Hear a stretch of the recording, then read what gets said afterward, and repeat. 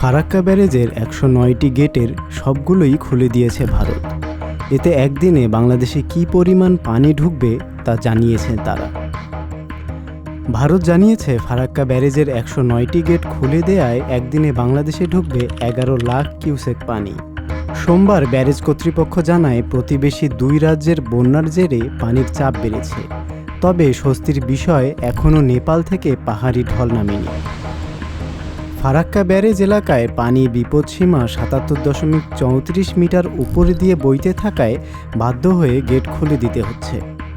সেক্ষেত্রে ফিডার ক্যানেলেও পানির পরিমাণ বাড়ানো হয়েছে। বাঁধ খুলে দেয়ায় বন্যার আশঙ্কা তৈরি হয়েছে পশ্চিমবঙ্গের মুর্শিদাবাদ সহ বাংলাদেশেও। বন্যা পরিস্থিতি ও পাহাড়ি ঢলের বিষয়ে আগে থেকে বাংলাদেশকে তথ্য দেয়া হচ্ছে বলে ভারতের পক্ষ থেকে দাবি করা হয়েছে। ফারাক্কা ব্যারেজের জেনারেল ম্যানেজার আর দেশপান্ডে বলেন, ফারাক্কা ব্যারেজ কর্তৃপক্ষ সবসময় অ্যালার্ট রয়েছেন, প্রতি মুহূর্তে নজর রাখা হচ্ছে। খুব কম সময়ের মধ্যে যেভাবে পানির চাপ তৈরি হয়েছে তাতে ১০৯ গেটের সবটি খুলে না দিলে ব্যারেজের ওপর বড় চাপ তৈরি হচ্ছিল, বড় ক্ষতি হয়ে যেতে পারত। আপাতত ফিডার ক্যানেলে ৪০,০০০ কিউসেক ও ডাউন স্ট্রিমে ১১ লাখ কিউসেক পানি ছাড়া হয়েছে।